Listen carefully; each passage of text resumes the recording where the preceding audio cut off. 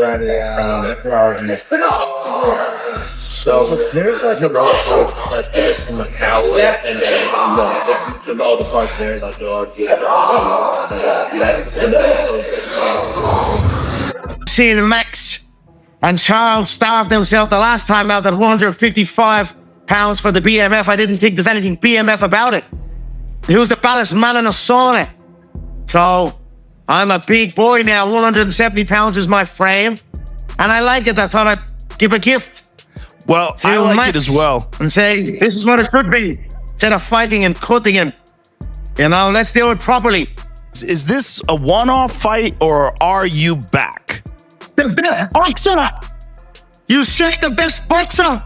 We're gonna see. We're gonna see now. Brother. No, Brother. This is not his last fight. I'm gonna go there.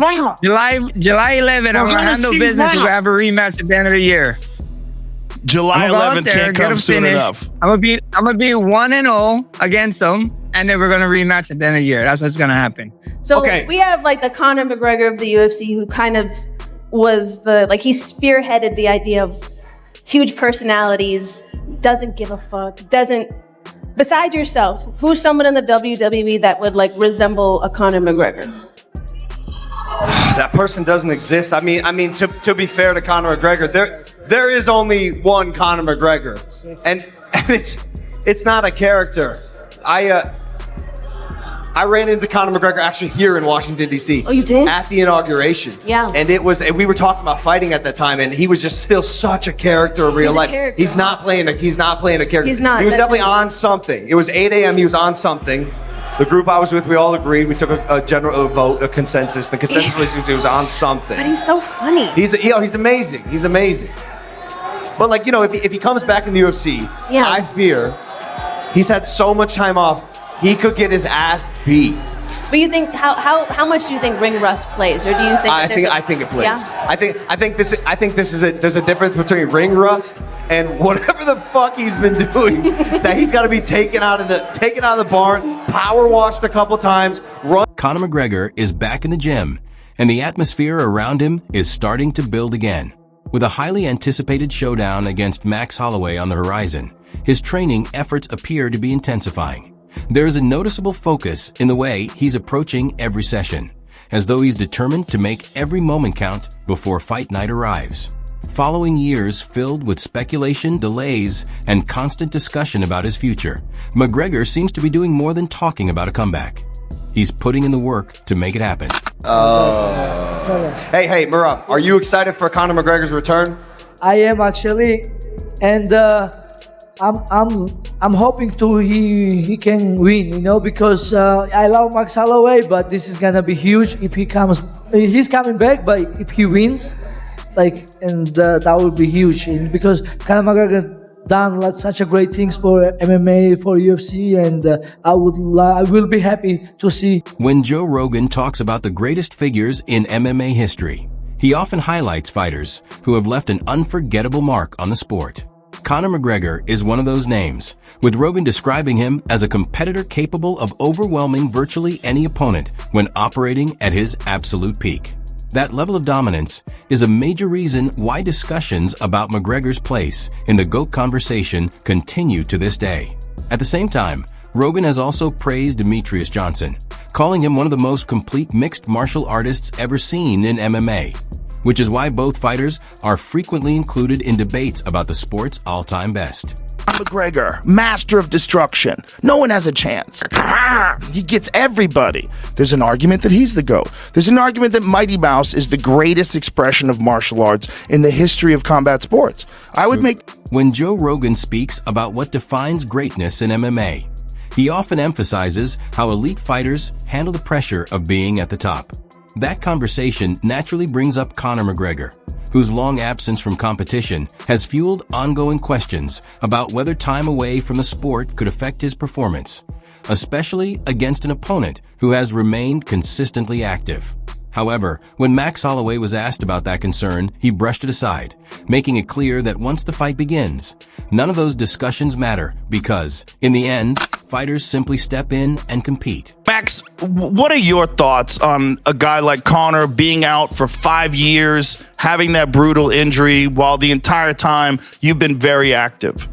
It doesn't matter, you know. I see a lot of people talking about it, but we're fighters, man. This is what we do. I can't wait, man. I'm looking forward to the best version of Conor McGregor. I know, look the way he's talking, bro. He's fired up. I'm fired up. I can't wait to see him July 11th. Expected, Max, because I'm coming in fast. I tell you this, how are you doing after your 5-round fight with Oliveira? I thought some of the shots went to the back of the head. You had an opportunity to repay the favor you didn't take. I was disappointed in the result and the outcome of the bout and the shape the bout took. But how's the body? How are you feeling? What it is, bro. How's Hawaii? I'm good. I look forward to seeing you again in Las Vegas. Hawaii's great, brother.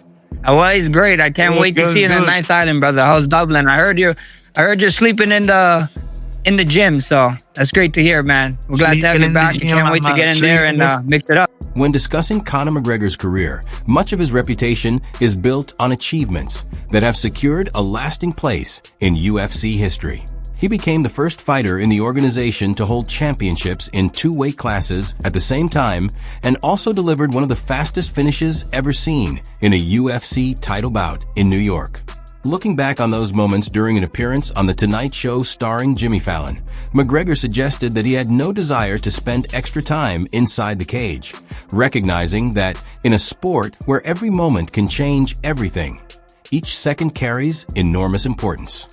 We're considered to be one of the best MMA fighters in the world, and you became the first fighter in UFC history to hold titles in 2 weight classes at the same time, my man. That's right, my And then you also, yes, the double champ. And the yeah, double the double champ. champ. Champ. But then you also, and it happened here in New York City. Yeah. New York City, Madison Square Garden, same place. then you also knocked someone out in 13 seconds once. I always wanted to ask, did you wish it lasted a little longer? Were you happy? No, you know what? Ecstatic. Gone, in and out, gone. Yeah, exactly. We don't get paid by the hour in there. Yeah. And, you know, it's a dangerous game. That same appreciation for making every opportunity count has long been reflected in the way McGregor approaches competition. His mindset inside the octagon reveals the balance between discipline and unpredictability that defines his style. For him, stepping into the cage is never a random act, but a carefully planned process built on focus and control. Once the door closes, every hour of preparation, every sacrifice, and every decision made throughout training is put on display. In those moments, the only thing that truly matters is the confidence a fighter has in himself and the work he has invested to reach that point. It's a dangerous game. What do you feel when you step into the octagon?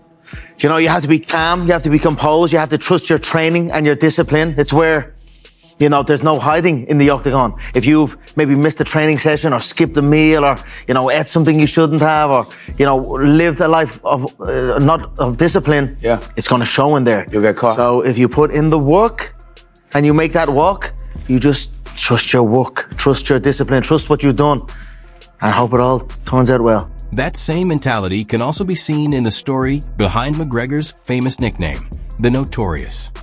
Rather than being the result of a branding campaign, the name has roots in his younger years. As previously mentioned, his tendency to find himself in trouble led his coach to save his number under the name Trouble in his phone. Over time, as McGregor's reputation continued to grow, that image evolved into Notorious, reflecting how people around him viewed his personality and presence. His admiration for hip-hop culture also played a part in shaping the nickname that would eventually become recognized around the world. Where did you get the term Notorious? Where'd you get my that? nickname is Your the nickname. Notorious. My fight name is Notorious.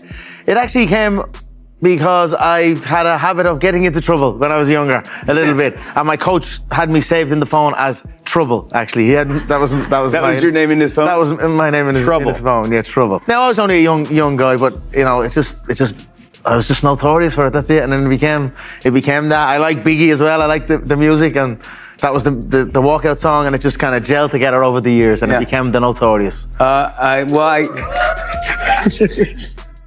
Last time you were here. It fits. Family appears to have become an increasingly important part of McGregor's life in recent years, something he often highlights when speaking about his 4 children and the values he hopes to instill in them. He takes pride in teaching them discipline and encouraging them to stay committed to their own training routines. McGregor has even considered bringing them to his fights, not to celebrate violence, but to show them the rewards that come from dedication, hard work, and consistency. For him, walking out before a packed crowd represents far more than a sporting event. It is the result of countless hours spent pursuing excellence and striving to be the best version of oneself. Here you brought a couple of the kids, or one of the kids. How's the family doing? Very good. 4 children now. 4 children now. Yeah, 4 children. And blessed. And you said that they're all training. You think they want to? They're training and living a good, healthy lifestyle for sure. I'm going to bring them to the bout also. I've been debating it. You know, it is a dangerous game, but I want to show them what discipline and what dedication and commitment to your craft can achieve. They're going to see their father walk out and see the adoration of 20 or 30,000 fans and, you know, a great performance. And I want to show them that this is what hard work gets you. Yeah. So that's what I'm going to do. You want to see? You want to see something really cute? This is the baby. This is Mac McGregor. He's 2 years old. He's ready to go. He's ready. As attention turns toward UFC 329 and the much-discussed second meeting between McGregor and Holloway, McGregor has spoken about how rewarding it feels to return to the environment where he believes he belongs. He views the daily grind of training, structure, and discipline as the foundation that allows him to perform at his highest level. Although he has explored other ventures during his time away from competition, including work in the film industry, he maintains that nothing compares to stepping into the fight game. According to McGregor, competition is where his passion truly lies and the source of the drive that continues to push him forward. When asked about settling back into the routine ahead of UFC 329, he expressed complete satisfaction with the process, explaining that despite pursuing different opportunities outside the sport, fighting remains the calling he feels most connected to.